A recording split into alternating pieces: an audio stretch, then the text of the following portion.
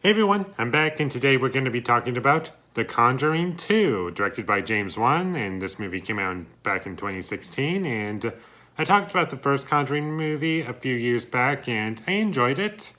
I thought there were some elements that worked about it, there were things that didn't really work for me, but overall I would recommend you check that movie out.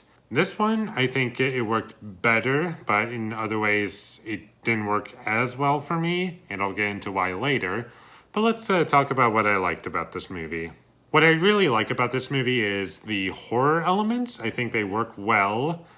I don't think they always work well, but when they work, they really work. And there's a character called the Crooked Man. I thought he was pretty creepy, and I really enjoyed the main antagonist of the film. I think the entity of the film was scary, and the second half especially was really, really good. There were a couple things that I found to be a little annoying, but overall I thought that second half was really, really good, and it gave me exactly what I wanted. The first half, however, it was a little hit or miss. The first half is just like setting up everything, and I get it. I like where it was going, and I enjoyed watching these characters, and I cared for the family in this movie, and I like the Warrens, I like their relationship, and when they get development, that's when I enjoy watching them on screen. However, in that first half, they kind of bothered me because, like for instance, there was something that happened in the first half of the movie where they're on television and explaining their experience, and there's another guy who's kind of just, he doesn't believe in any of it. And I get why it was in the movie, but it just didn't go anywhere by the end of the film, and it kind of felt like filler to me. And that would be my main criticism with this movie is, although there's a lot that I like in it, there is quite a bit of filler in it, and that's something that, from memory, the first Conjuring movie didn't do, is have a lot of filler, but overall, I think the scares in this movie are better than the first movie, from memory. I should mention that there are jump scares in this movie. They're not horribly handled. I think they're well done for what the movie is going for.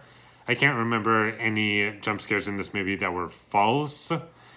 And there was some creepy imagery outside of the jump scares, and I think that's what made them work a little bit more for me. One other criticism that I kind of have with this movie is that it's not as subtle as it probably should have been. Towards the end of it, it's literally just Lorraine explaining things out loud to the audience, and I didn't really enjoy that. You could have just shown it, and that would add to the replay value, I feel. But they decided to just explain it, and I didn't really like that about it.